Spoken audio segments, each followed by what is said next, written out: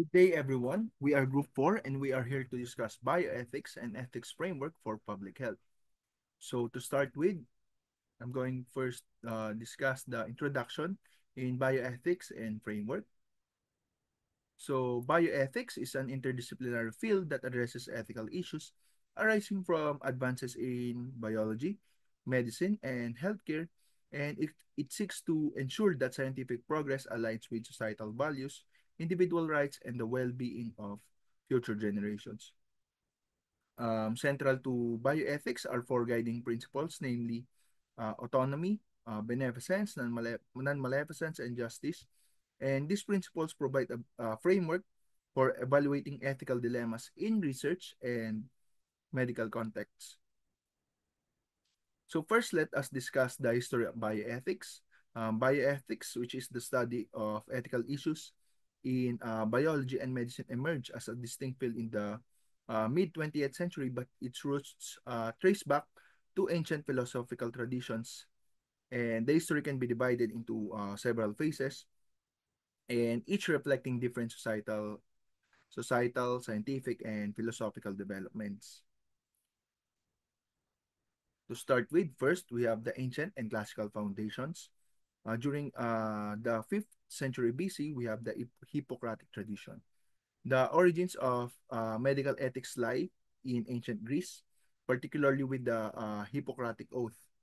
And this oath, attributed to Hippocrates, established the principles of beneficence, which is do good, and non-maleficence, do no harm, and confidentiality in the practice of medicine.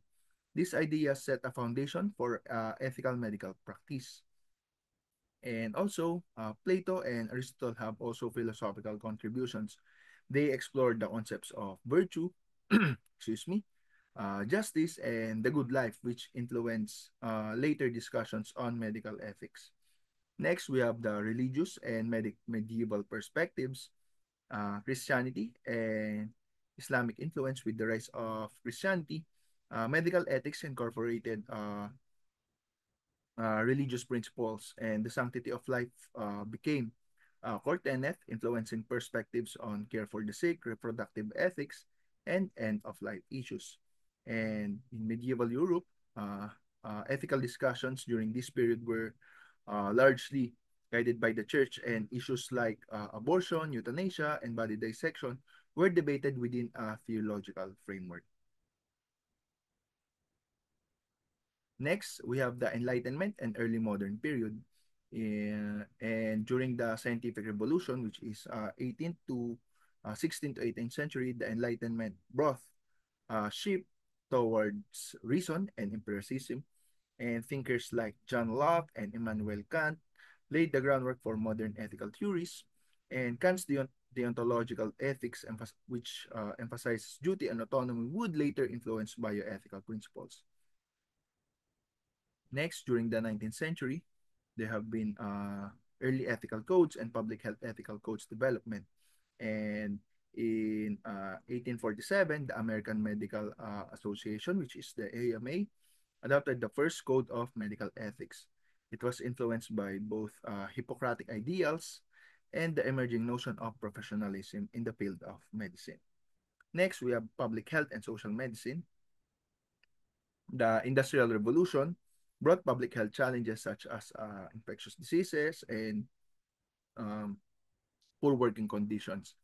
Ethical discussions expanded to include societal responsibilities, focusing on prevention, sanitation, and the equitable distribution of healthcare. Next, during the 20th century, this is the birth of modern bioethics.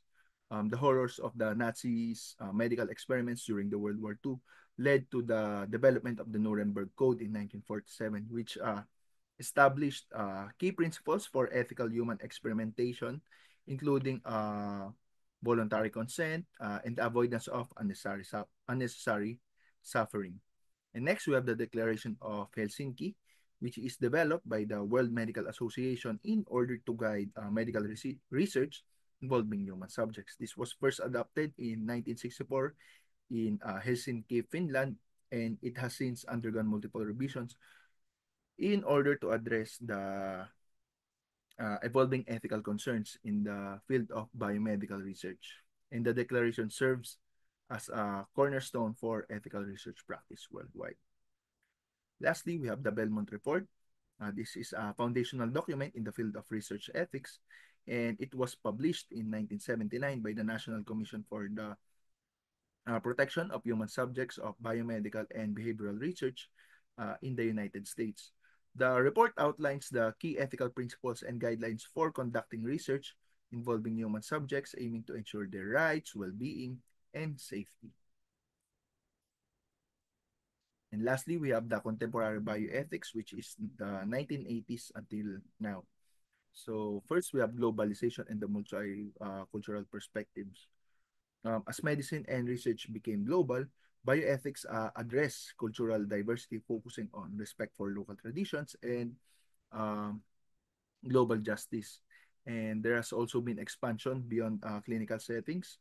Bioethics now encompasses environmental ethics, genetics, artificial intelligence, and public health issues like um, climate change, bioterrorism, data privacy, and are part of the modern bioethical debates.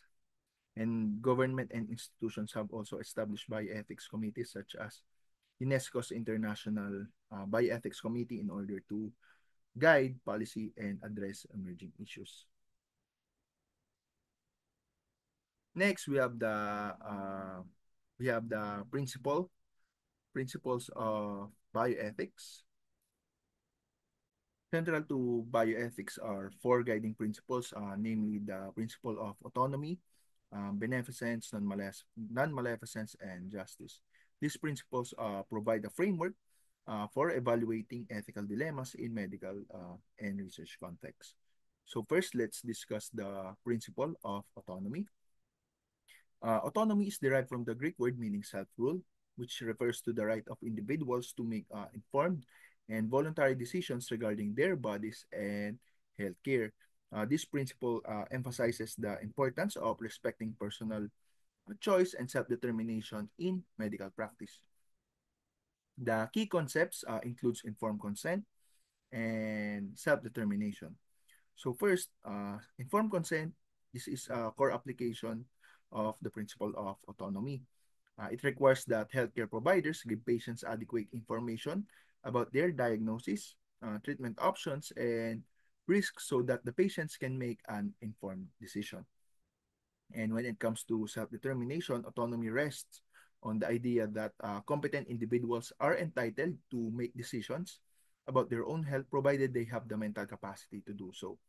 Challenges to autonomy includes paternalism, which is wherein healthcare providers may sometimes act paternalistically, intervening in patients' decisions for what they have perceived to be the patient's best interest. And this can be in conflict with autonomy of the patient, especially when the patient's preferences are disregarded in favor of the perceived benefits. Next, we have the principle of beneficence.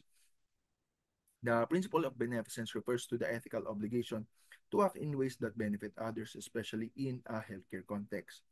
It requires that healthcare professionals to prioritize the well-being of their patients, and this principle is proactive, which obligates individuals to contribute positively to the health of others.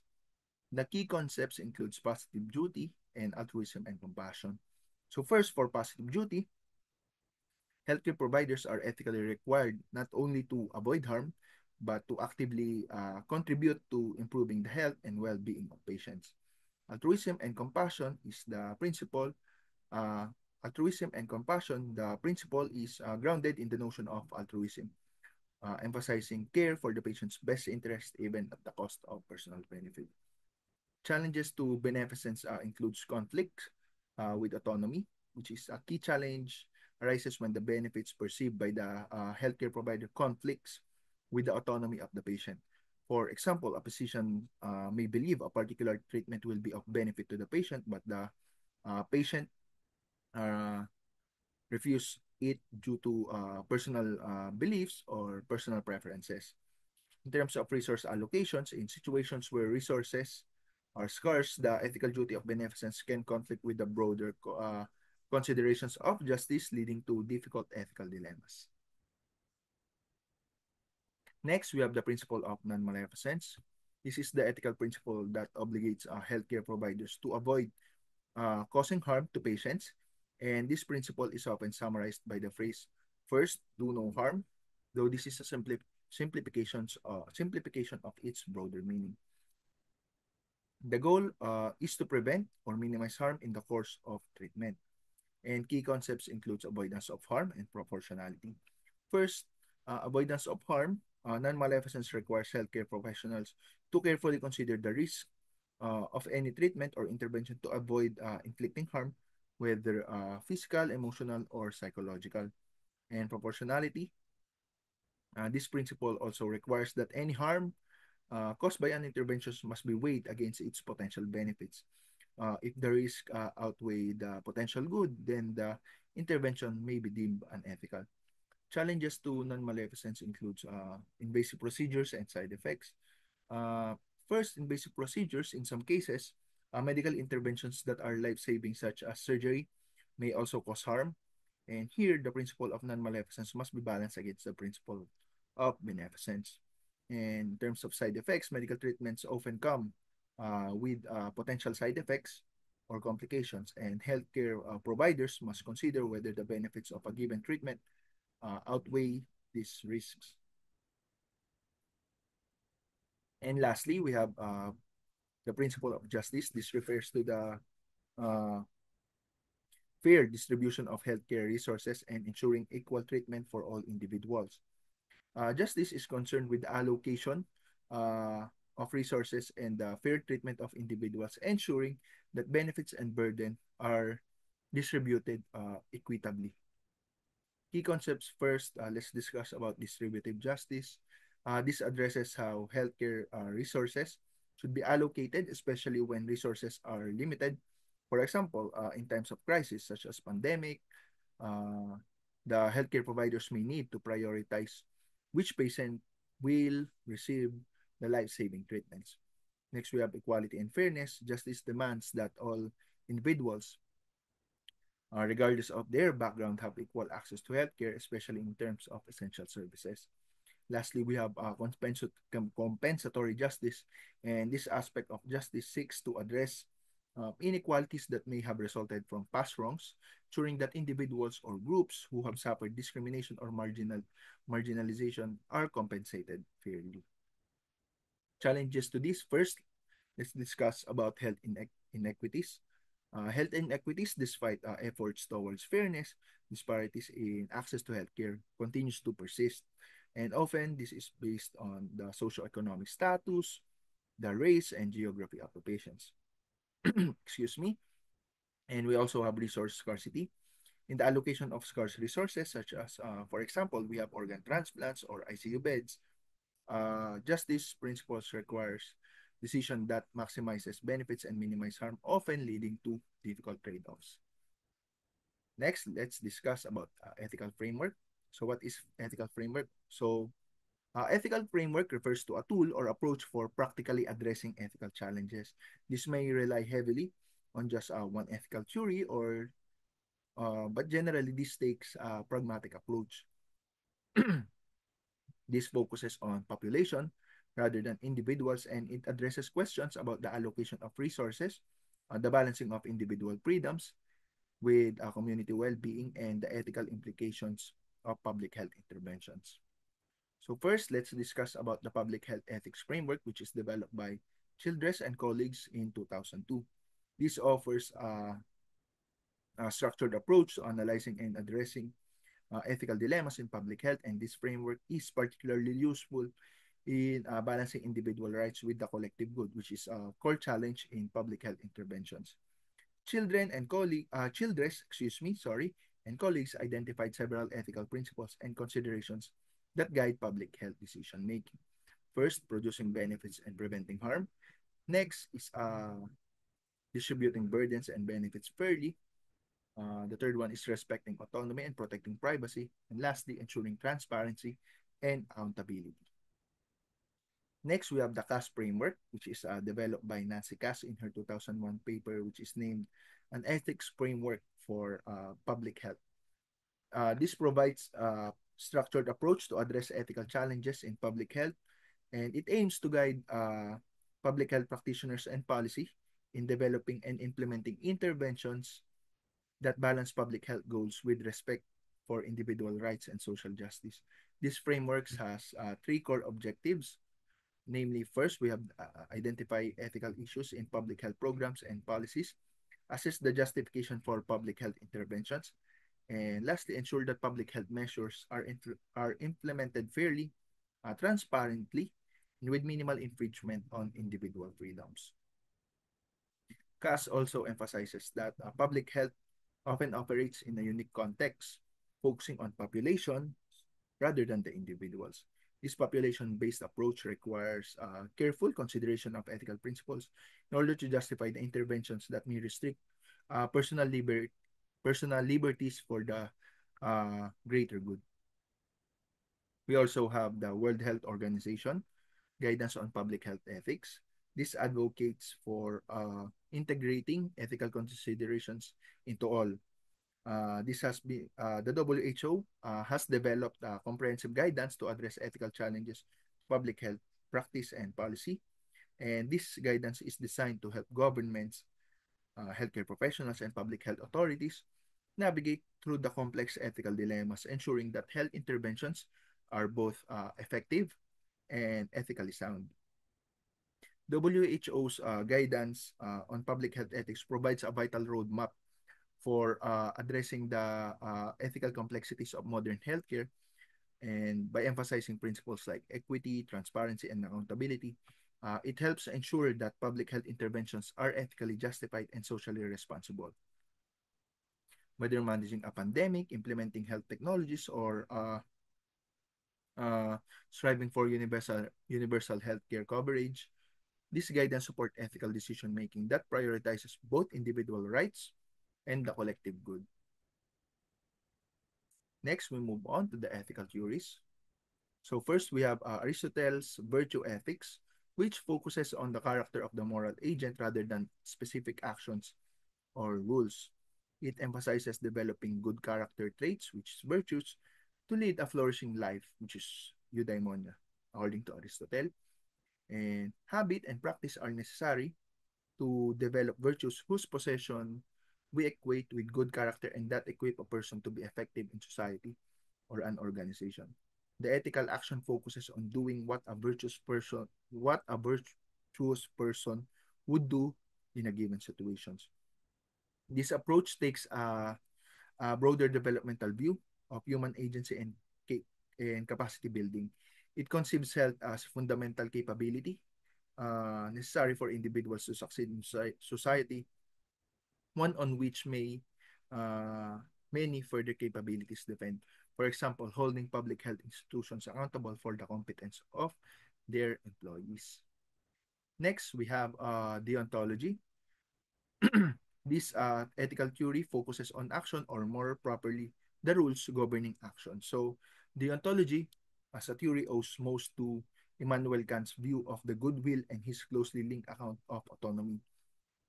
According to him, a person of morally good will do the right thing for its own sake, which means acting purely for the sake of duty.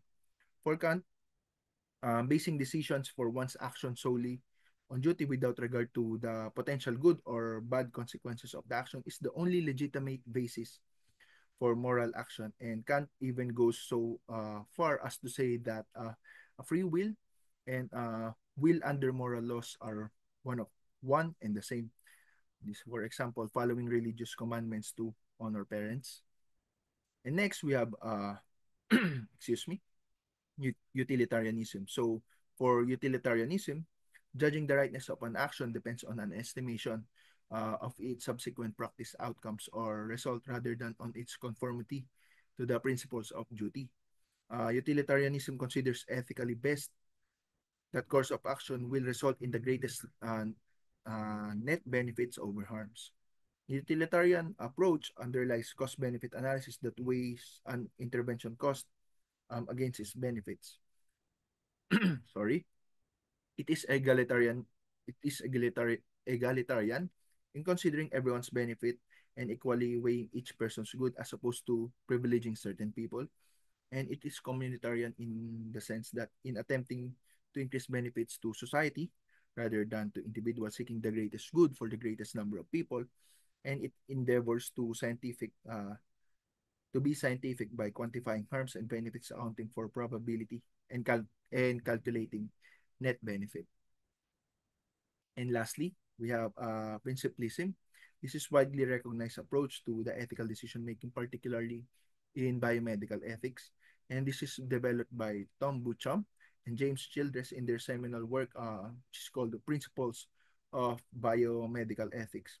Principlism provides a structured framework for analyzing and resolving moral dilemmas in healthcare and research, and it is grounded in four core principles, namely autonomy, beneficence, non-maleficence, and justice.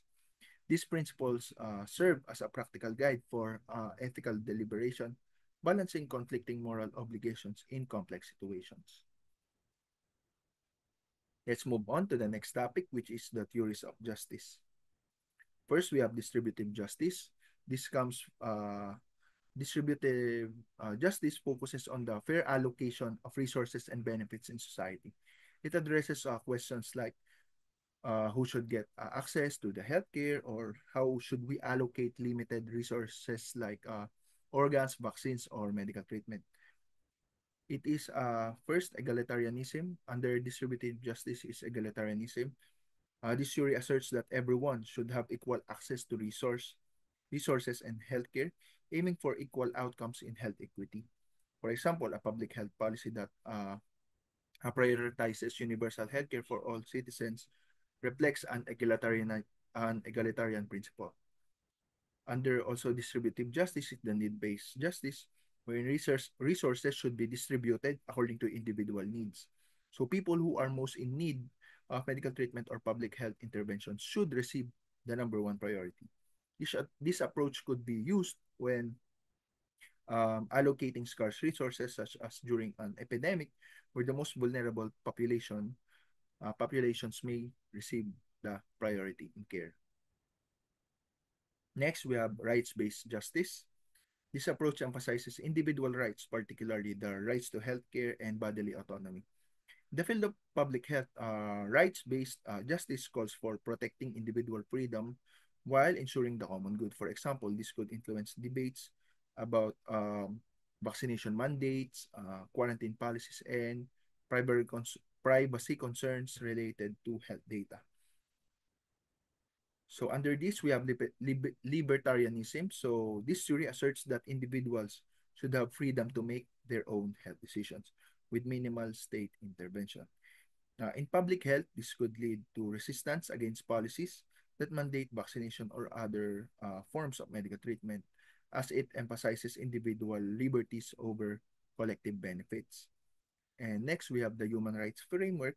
This framework is based on international human rights principles, advocating that access to healthcare is a fundamental right. Policies based on this theory seeks to um, eliminate health disparities and ensure that the vulnerable populations have access to essential health services. Next, we have capability. The capability approach is developed by Amartya Sen and Martha Nussbaum. The capability approach focuses on enabling individuals to achieve well-being and flourish by providing them with the resources, opportunities, and freedoms they need to lead a fulfilling life. In the field of public health, this approach advocates for policies that um, not only provide healthcare, but also enhance individuals' ability to make choices and pursue their goals. This theory would advocate for addressing the root causes of health disparities rather than only focusing on healthcare provision. Next, we have social justice. Social justice in public health takes into account the structural inequalities that shape health outcomes, including factors like race, class, gender, and geographic location. Social justice approach emphasizes the need to address these inequalities in order to achieve fairness in health. First, under the social justice is the Rawls theory of justice. Philosopher John Rawls proposed that social justice requires principles that would be chosen under a veil of ignorance, where individuals do not know their own social status. His theory suggests that inequalities in society should only be tolerated if they benefit the least advantage. This principle can be applied in public health by prioritizing the health needs of the disadvantaged populations. And also under social justice is health equity. This principle suggests that differences in health outcomes are due to social, economic, and environmental factors, and these disparities should be addressed in order to ensure fair access to healthcare. Public health initiatives based on health equity aims to reduce the gaps in healthcare outcomes between different populations. Next, we have communitarianism. Communitarianism emphasizes the importance of community and shared values in shaping moral and ethical decisions. In the context of public health, it focuses on the collective good and the responsibilities of individuals have to their community. This could be reflected in public health policies that balance individual rights with societal needs, such as mandatory vaccination or quarantine during a public health crisis or pandemic. Communitarians argue that individuals have obligations to promote the health and well-being of the community, even if it means limiting certain personal freedoms for the greater good of the greater number of people. Next, we have utilitarianism. This advocates for decisions that maximizes the overall good. This aims to produce the greatest benefit for the greatest number, often in the context of resource allocation and public health interventions. And lastly, for the theories of justice is the feminist bioethics. Feminist bioethics critiques traditional ethical theories, particularly those that overlook power dynamics, gender inequality, and the experiences of marginalized groups. In public health, feminist bioethics calls for a more inclusive approach that considers how gender, race, and socioeconomic status intersect to affect health outcomes. It advocates for policies that address social determinants of health and the systemic barriers that disproportionately affects women and other marginalized groups, recognizing the complex ways in which power and social context shape the healthcare system. That's all for my discussion, and here are my references. Thank you.